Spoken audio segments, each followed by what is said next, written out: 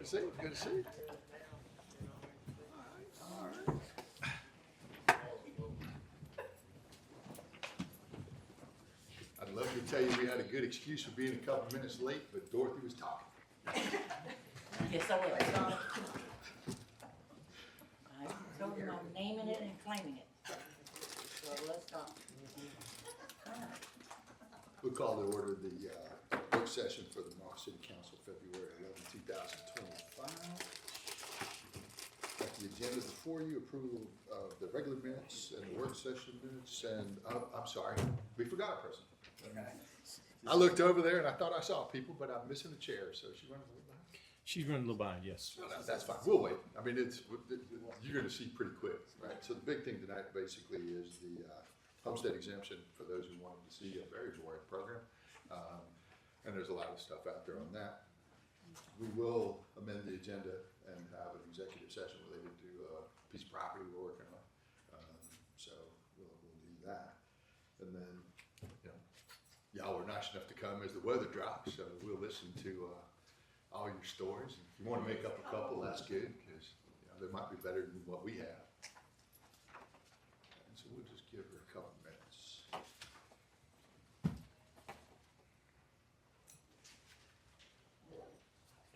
Are y'all gonna clap like you did when I came in a few minutes late? What's that? You gonna clap like you did when I came in a few minutes late? Tell him, Mr. Renee. Are we gonna clap like we did when he was a feature? Yeah. I know that's your idea. That's a good strategy. I won't tell, that's a jump idea. She's walking in right now. Hello, Miss Bonita. Good to see you. I see Mr. Wayne in the back. Mr. Nell. Good to see you, sir.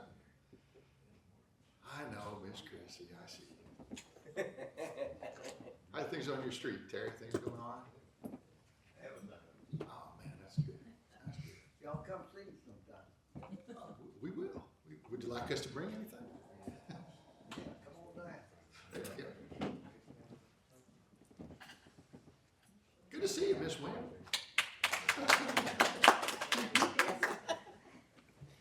Don't let Mark fool you. That was his idea. Yeah, lights will get cut off tonight, just like that. Somebody's like,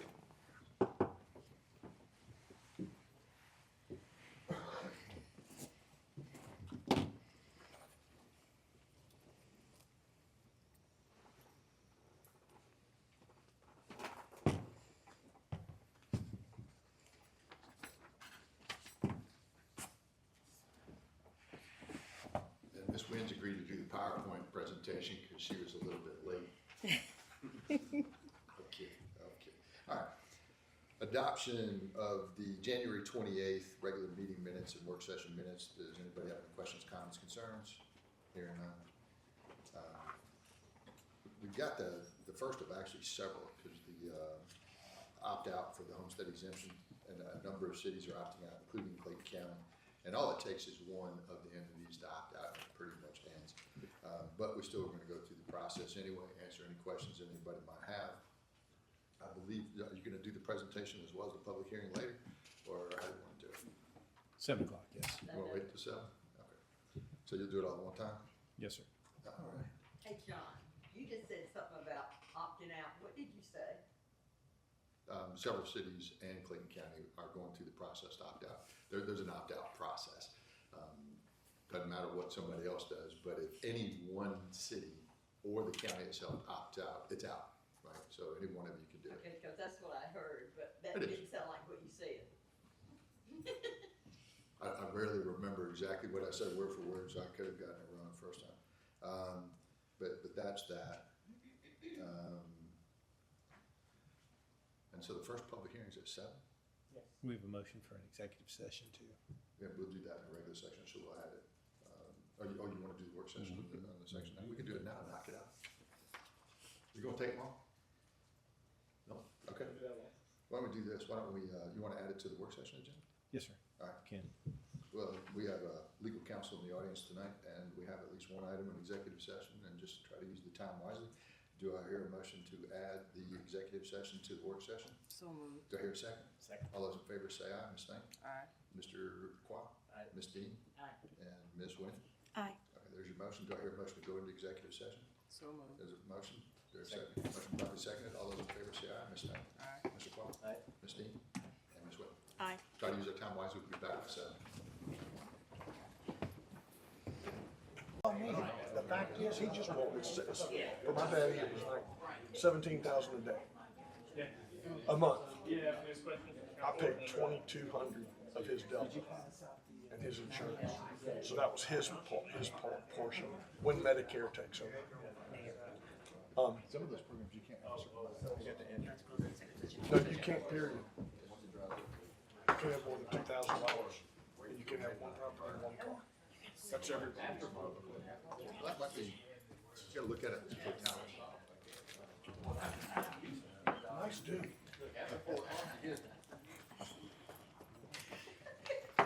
Do I hear a motion to exit executive session? So moved. Do I hear a second? Second, properly seconded. All those in favor say aye. Ms. Thain? Aye. Mr. Qua? Aye. Ms. Dean? Aye. And Ms. Winfrey? Aye. And we have a scheduled public hearing in 2 minutes.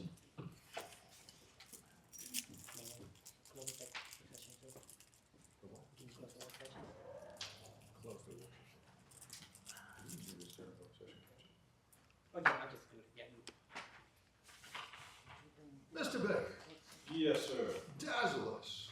Ooh, I don't know about that. Good evening, Mayor, Council, citizens, and staff. How are you all tonight? We're going to pass out some summaries of the House Bill 581. You're here tonight for the first of 3 public hearings that have been advertised, as is required with the intention to opt out, which is the city's intent, I believe. I'm going to go over a PowerPoint briefly. We have our attorney from Winston Denmark's office who will be available to answer some questions as well. So, wow, that's tight. I'm going to spin around here so I can see that as well. Once the attorney's done this, can you advance those slides for me? Just right to the left. Yeah, other way, to the left. Your military left. There you go. All right. So the background on this one is basically where did House Bill 581 come from? This is a slideshow that's put together prior to the actual passage of the bill itself by referendum. We all voted on that. Yea or nay if you voted.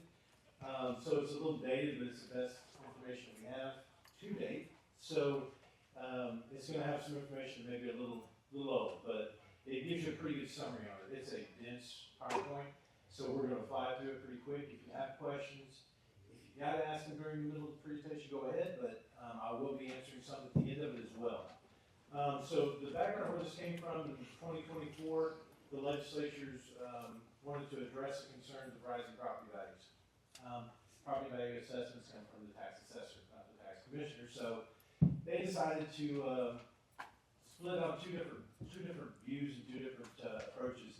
The Senate leaders wanted to do something to control those rapidly increasing property values that you probably have experienced. And the House leaders looked to expand some sales tax options. Next slide. That's back to the beginning. All right, so House Bill 581 overview, they signed that law on April 18th. It went to a statewide referendum, as we mentioned before. There's 3 major components. So the first one is the statewide floating homestead exemption. The second one is the new local option sales tax, or floating local option sales tax, and the third one is the property procedural changes. Next slide. These are some questions that we hope to answer for you. Next slide. So the bill takes effect after, of course, January 21st is when it constitutionally takes effect. That's been passed in the majority. Like I said, this was before that actually the vote was taken. And it was a simple majority passage. The statewide floating homestead exemption, it was approved, so here's what it entitles. It implements the statewide floating homestead exemption for all local governments, counties, cities, and school boards. And a floating homestead exemption, in general, is a special type of homestead exemption designed to offset or reduce increases in taxable values of the property. It also refers to a base year or value offset exemption. Freezes are a type of floating exemption, homestead exemptions that do not have an annual inflationary adjustment currently. Next slide. It works by decreasing value of the exemption to offset inflation. So the example up here is if you had a $100,000 home, you had an assessed valuation increase of $10,000, that would put your value at $110,000. Then the exemption floats to be worth $10,000 of taxable value, so the taxpayer still pays on the original base value of $100,000. Next one. House Bill 581, it's a little different. The way that this one comes into effect is a floating homestead exemption, and it's unique because the base value is increased by the rate of inflation. So the CPI or Consumer Price Index is what that will be determined by the state revenue commission, not the federal one, but the state revenue commission. So we take the same property with a $10,000 taxable base value, CPI is assumed at 2%, that would give you a valuation of a 2% increase of $102,000. So the exemption would float or include that $8,000 valuation to the property. So instead of 110 on the previous example, we'd be on the hook for $102,000. For homes first receiving that, they would have to be, if it were to pass and we were to do this, it would do the valuation of 2024, whatever your valuation then, it would increase from there. It does say on here that similar to other homestead exemptions, the value is reset when the home is sold. So it's not something that's grandfathered in as you pass that property along to someone else. Someone else buys your property, that valuation is reset. So you can't transfer it. The effects are basically taxable value of the home may only increase at the rate of inflation each year, and that controls how much the value of the home can increase. Homeowners are also granted homestead and will receive this exemption automatically, so if you already signed up for it, you would assumably get that automatically. And non-homestead property, i.e. commercial property, will continue at fair market value, so this is not used by them. The new floating homestead exemption is in addition to and not in lieu of any all non-floating homestead exemptions. So your standard homestead exemptions you have, this would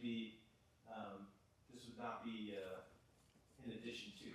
So it's in lieu of. If there's an existing local floating homestead exemption, taxpayer will receive whichever of the two exemptions is more beneficial. And this is also true if there's already a floating local homestead exemption in that jurisdiction. So existing local exemptions such as the $2,000 of excess value are added to after the floating homestead exemption is calculated. So how can we opt out of this? This is a roadmap to be able to do that. Any governing authority may opt out of it. We have to do public notifications. Those are very specific in the law. This is what we've done with the advertisements, with the public notification, notes on the door, etc. We just have to file a resolution to the Secretary of State by March 1st, 2025. The process may not begin, so I did hear, as we were walking in, that Jonesboro has already opted out. They've already done all three of their hearings. They've determined to opt out. I'll touch on that in a moment, how that impacts the rest of the county. A governing authority may not opt out of the statewide floating homestead exemption after that deadline, so we're gunning for that deadline. So the important note is the decision to opt out is independent among local governments. So the school board's already decided to do so. Jonesboro has, as we mentioned, we determined that we think that would be the most beneficial for the city of Mar to do as well.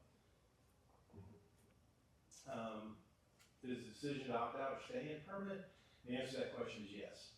So no action is needed to stay in it, but to opt out, we have to have these hearings. So the timelines are listed up here for you. Some of those have already passed. We mentioned one previously. It makes two major changes to the local sales tax. It revises provisions of the official code of Georgia annotated 48-8-6, which limits the percentage of local sales tax that a jurisdiction may levy. And it creates a new local option sales tax contingent upon jurisdictions having a base year value homestead exemption. So this goes through a couple of those that are examples of that. So East Loss, which is education, special local option sales tax. It goes through different things, which a lot of those do not apply to us. Now, you do see some of the MARTA, the Tranquil Splots. The county has some of the T-Splots, but we don't have any of those except for MARTA. So what is the new sales tax? The new sales tax is increased for a limited purpose of property tax relief and may be levied at 0.05% increments up to 1%. To be eligible to levy the tax, and this is the key part that I mentioned that we would talk about later, both the county and all cities within the county that levy a property tax must have an effect of floating homestead exemption, meaning everybody has to participate in it. It doesn't matter if the school board opts out, that doesn't negate if everybody else stays in it, but obviously we've already had several cities, and we know of many others that have indicated they will not participate in this tax item. So the new sales tax implementation, I'm gonna skip over most of this because it doesn't pertain, since we already have some people that aren't participating in it. Once you did this, it would be very similar to the local option sales tax, how that's calculated and how it's distributed. It would impact only property owners, not commercial, not renters, not anybody else. However, everybody would pay that 1 cent floating sales tax. So let's skip over and see what we can pick up.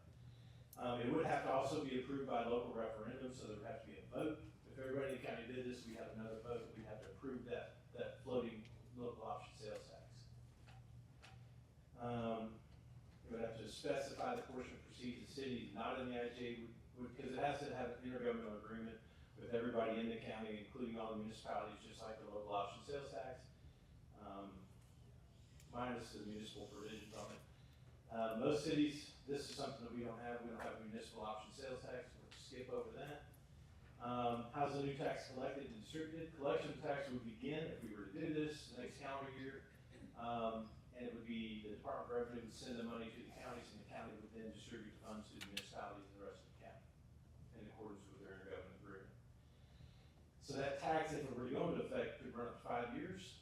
It would require passage of a local act, reimposing the tax at the end of that 5-year period, and a new intergovernmental agreement between everybody would have to be approved, and a new referendum. So basically, every 5 years, you'd be voting on this again and again.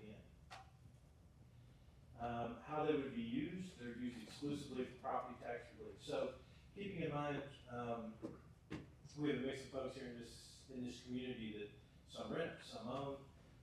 Not everybody would benefit. Anybody who passes through here would have another 1 cent local option sales tax put on them with this. So everybody would pay for it. The people who would benefit from it would be for property tax relief. Each taxpayer's property bill would be offset by that tax, should it be enacted. And there's also our check over, the last bullet on there was talking about how the Department of Revenue looks into that, make sure that everybody's distributing the way they're supposed to be distributed, only for the usage of tax relief, property tax relief. So House Bill 581, procedural property tax changes, creates an estimated rollback rate. That's certified by the tax commissioner in the county, the collector, by the local governments. The estimated rollback rate is required to be included on the assessment notices, so it would change your assessment notices. It would put an onus on the tax commissioner or the local tax collectors to put all this on here as far as the estimated rollback rates, and that would be on your assessment number, replacing the previous year's millage rate. And it's designed to attempt to allow local governments to give more accurate estimates of what your tax liability would be. Procedure property tax changes. This gives local government broad flexibility to set this rate wherever they deem appropriate. It does not need to be the same as the millage rate, as rollback rate for the taxpayer bill of rights. If the adopted millage rate exceeds the estimated rollback, then a disclaimer is in the tax statement. Again, this would be that tax for an effect.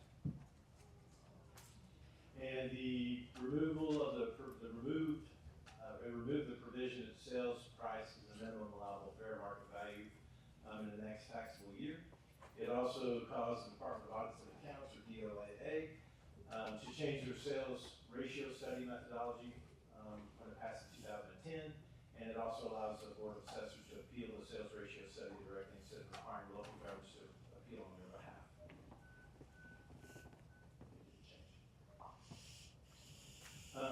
Policy considerations. This is a policy decision. Pros and cons have to be determined. That's where we've talked to a number of people. That's what the purpose of this meeting is for. The floating homestead exemption rewards homeowners, especially those who reside in the community for a long period of time after this legislation takes effect. Taxes do not disappear. There's some misnomers to this bill also that we'll discuss as soon as we're done with this PowerPoint, but they only only shift. In this instance, the taxes are shifting from homestead properties to all property types, commercial, agricultural, industrial, residential, non-homestead. The taxation is a formula. It's a taxable value multiplied by the millage rate, gives property tax revenue to local budgets, to meet local budgets. Since the floating homestead exemption slows the growth rate value, or the growth in value rather, for the residential homestead, it will create some upward pressure on the millage rate. I.e., that means we're assuming that if you pass this, that you will have to compensate by increasing the millage rates, which you know that we have tried in the city of Morrow to reduce, which is one of the reasons we don't think it's a good idea. We have more local autonomy here to determine if we want to reduce those millage rates and continue to do so without being at the mercy of the Department of Revenue's determining what the CPI is and thereby impacting your valuation of your property and kind of putting us in the box, taking away home rule to an effect. Counties and cities may more easily increase millage rate if needed than schools due to the 20 mil cap, which may only be exceeded after success on the school board. Each local government, county, school, city may independently decide whether to opt out, and the decision does not impact the homestead exemption. The cities and counties can impact eligibility for the floss. Since Jonesboro's already bet on it, and the intent is a number of other cities are, that floss is a loss.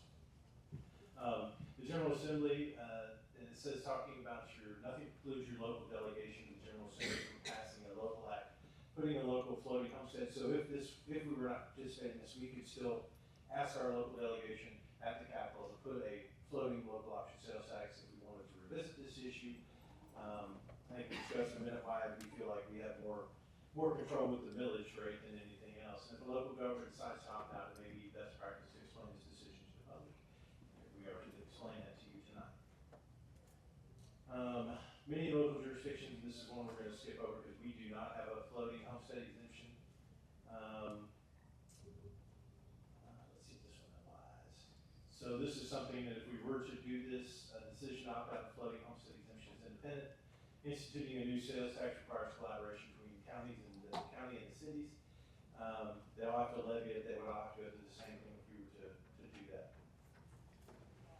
And then there is a QR code up there if you want to pull up some of the additional information. We'll pull that back on there for you.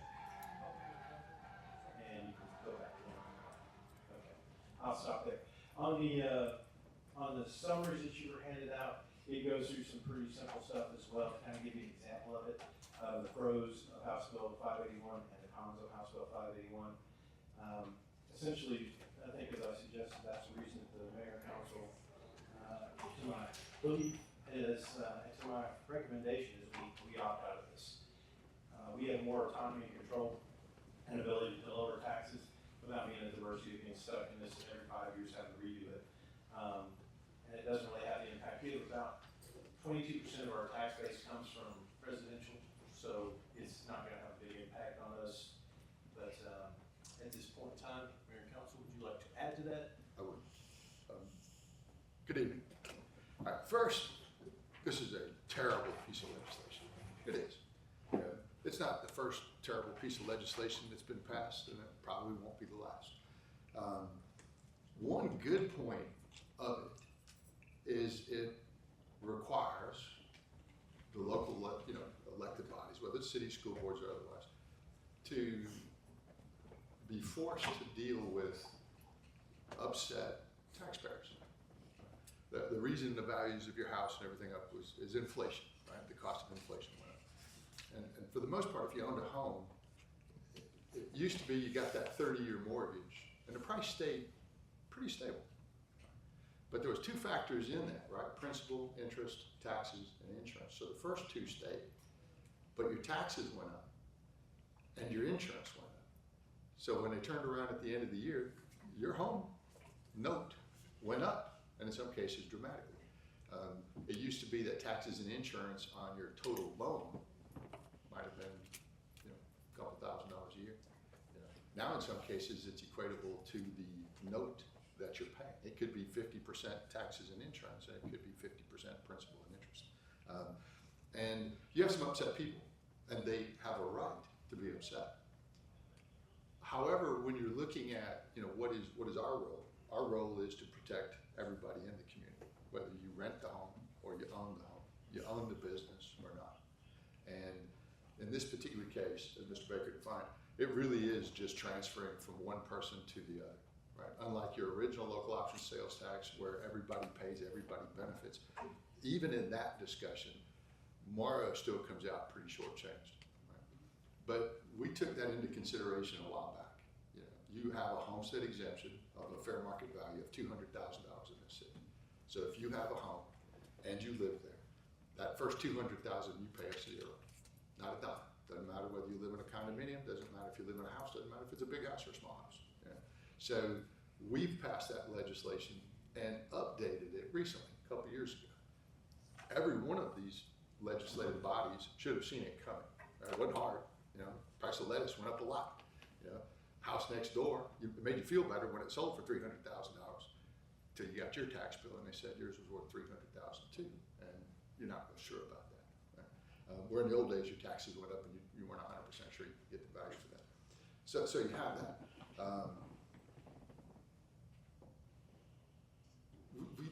There is only one way to grow, and just like you guys, you get a job or you own a business or something like that, and that produces a revenue. Young kids in the audience, one of these days you're gonna go work for somebody, right? And you're gonna make money, right? And if you have, if you buy an expensive house, you buy an expensive car, you don't have a lot left when it's all up, right? So we have to pay attention to that.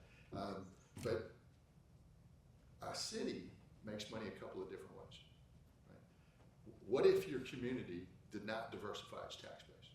And let's say you're 75% dominant on property taxes and 25% dominant on everybody else. We can complain about that, but that was poor management over many years. Just the facts, okay? Morrow was fortunate enough that we have a commercial tax value. We make money on franchise fees. A lot of different ways, right? It's still your money, but we collect it in a lot of different ways. So as Baker said, it's about 21% of what we do. How much money comes out of Morrow when they collect just that extra 1 penny? It's coming out of your city. $9.5 million. Okay? And then let's not even worry about who pays the tax at this point. Let's say, what is the total taxes Walmart and everybody pays to the city of Morrow? And that's roughly $2.6 million. So anytime somebody takes that tax from you, ask yourself the question, if I gave you 25 cents, would you give me $1? No. You just wouldn't. It's not very good for your system. You have 3 taxes that you already collect out there. One is education, but you're getting buildings built for that tax, right?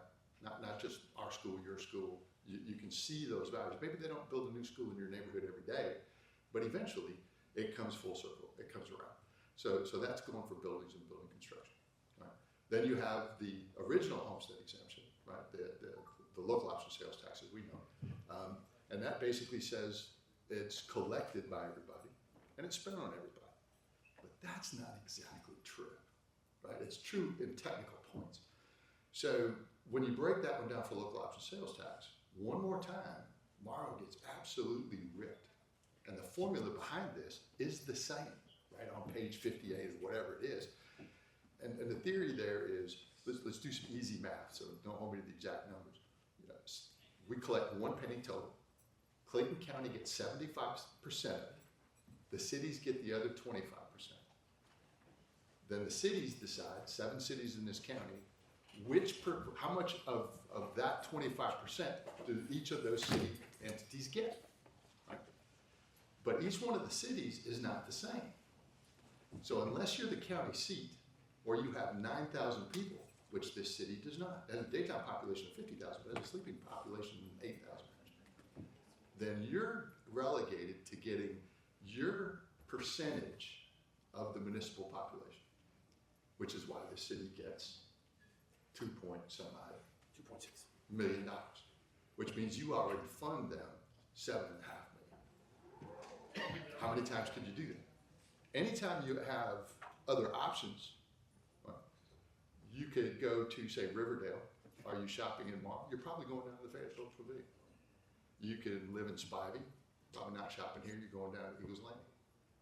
You know, so you're already bleeding some of the citizen money that's already being spent here is being spent in other counties. So let's say it's 2% cheaper in Henry County because they didn't do it, or Fayette County because they didn't do it. Remember, we got the MARTA tax too. So when you go driving down the street, you see that wonderful little golf cart, or the Walmart cart that you're sitting on, just know you paid $9.5 million for that. You know, we're working on it, but just not happy with the service right now. Right? So if something's cheaper somewhere else, and you're a little bit more concerned about your pocketbook, and they're offering you better service, that means even the money that is currently being spent in Clayton County is gonna drop. By how much? Well, that's a good debate, right? Let's say it's 5%. You know, now you're gonna lose that 5% 3 times. 5% for SPLOST, 5% for ELOS, 5% for local option sales tax. It has a negative number too. Right? So there's a better way to do it, a couple better ways. One is to do exactly what we did, which is to go back to the state legislator and say, I don't want to tell Riverdale what to do, I don't want to tell another county what to do, but in Morrow's best interest, we felt that as those property values went up beyond our control, right, that we should offset it at least to some correlating number. And $200,000 was a chosen number. And you had to vote for that as well. Right? And if those numbers would support it, you could pay a police officer a decent salary and other things. There are other things you can do in the future, and anybody can do that. And we've proven that you can't do it. Okay? That's a good one. Then the one that I absolutely recommend is, having been part of a municipal government since 1991, I can't take your money and pay for it enough. Right? You have to see new construction. You have to see new housing. You have to see new businesses. There has to be some turnover in the businesses you have, or we'd all still be shopping at Sears. Right? Yeah. Amazon would have replaced Sears at some point. Right? And when you don't see that, that's what those mad taxpayers should be coming in here and asking us for, is where is the stuff that I want for my community? And why haven't you delivered that? And there are some very good answers, some that are beyond the local government's control. Right? Gucci's a nice handbag, but it's very expensive. They don't locate them very often. Right? So depending on what we're trying to go, we hear things like Whole Foods and Trader Joe's and a number of others. There has to be enough people to be able to shop there, and they have criteria. It's publicly available. We got books on it. So if you want a Trader Joe's, this is the contact number that we can call. We can economic development set some things up. But when they will look at our income ratio, they're basically making the argument that the risk is too high, that you're not going to spend enough money there. They'll go out of business. Right? They can get a better return somewhere else. Right? But if you do your homework and you pay a lot of attention to code enforcement, right? Code enforcement matters. They have to be safe, right? These guys have to do their job. They can't do their job if we're not paying them. Right? So that's where the growth comes in. That's where the community support comes in. That's our collective job. And if we ever make decisions collectively where that fails, then this is what happens. Now you're in a scenario that you have a high tax value. It takes 2 years to build a building. From the time you think about it to the time you get the permits to the time you cut the ribbon, that's 2 years.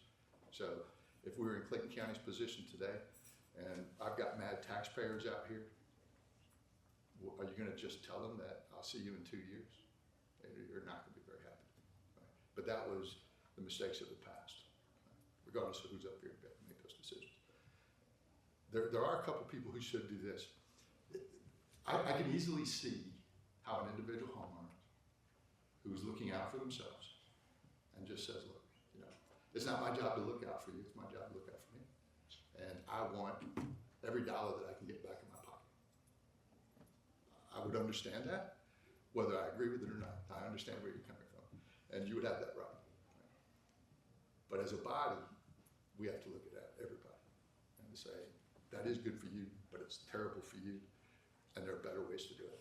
And if there is a better way, then it's our job to do our job and make it work. So, questions from the audience?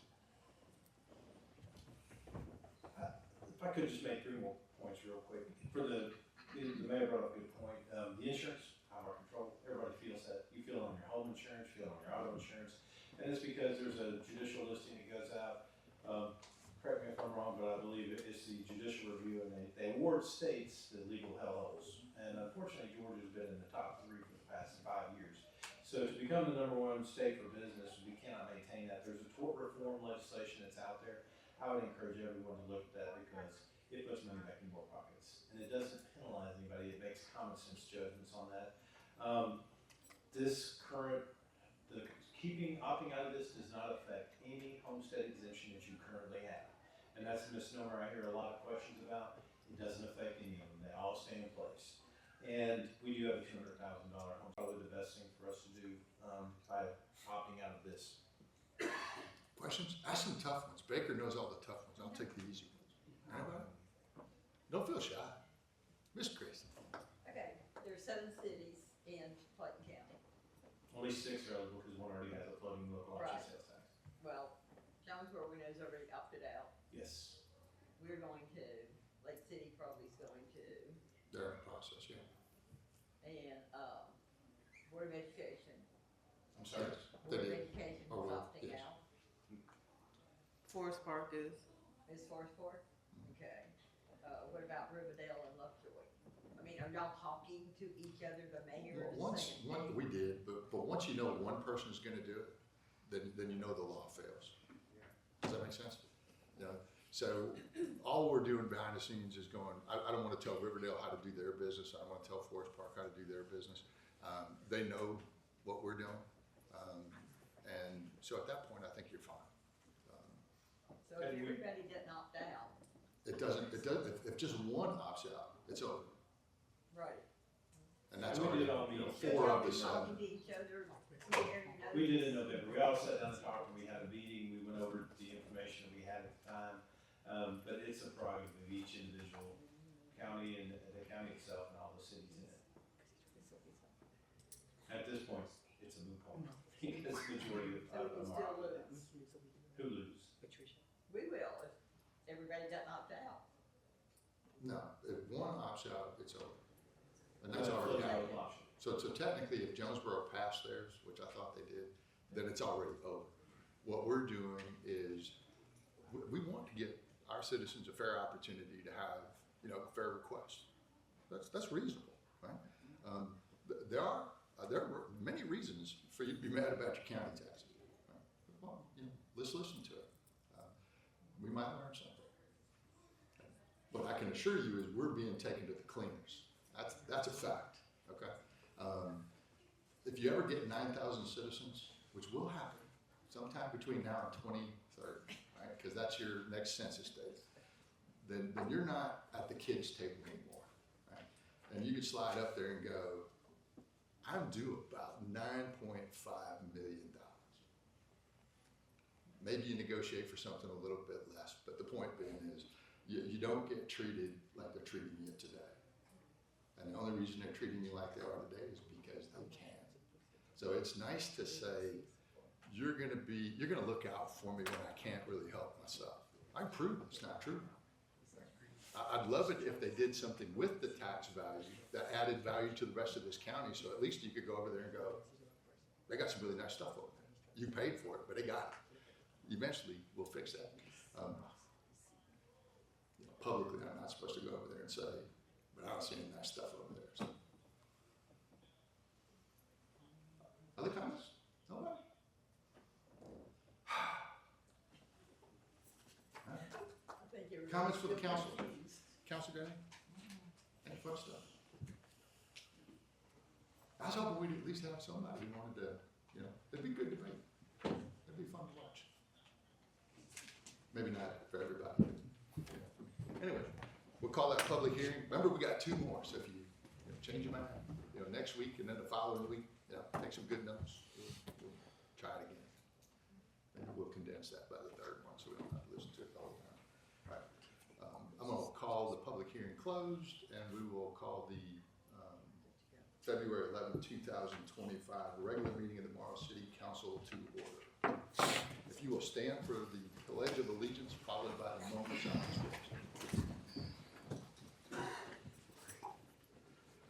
I pledge allegiance to the flag of the United States of America and to the republic for which it stands, one nation, under God, indivisible, with liberty and justice for all.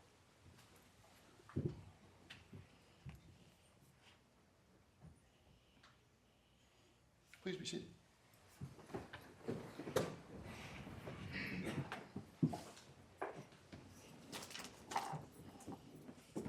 Got before you the minutes of the regular section and the work session for January 28th. Do I hear a motion to approve?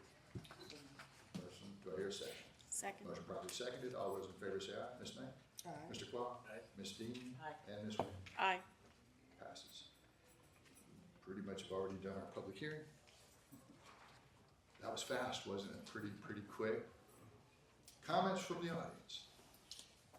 We got some guests out there tonight. Is anybody just coming in to listen to us? No? By all means, go ahead.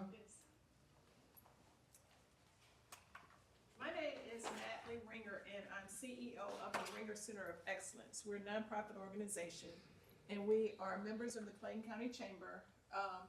And we were so graciously given an opportunity to host our Career Expo in January.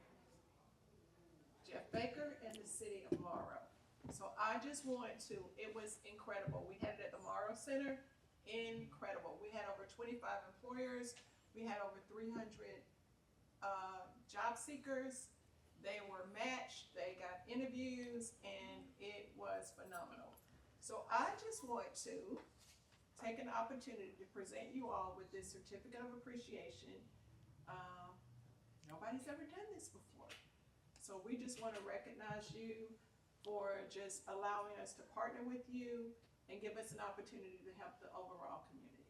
So I just Y'all want to go out?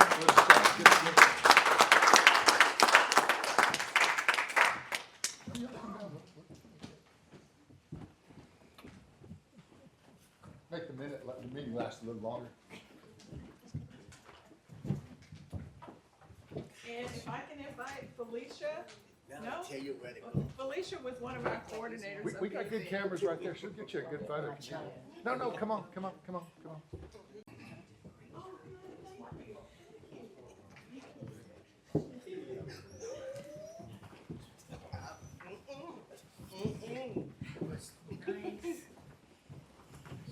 Anybody else from the audience? No good? We recognize most people in the audience. A little chilly out there today. Feeling all right? Comments or questions for the city council? Ms. Knight? No comments? No Mr. Quah? No comments. Ms. Dean? No comment. And Ms. Rowe? No comment. We are good.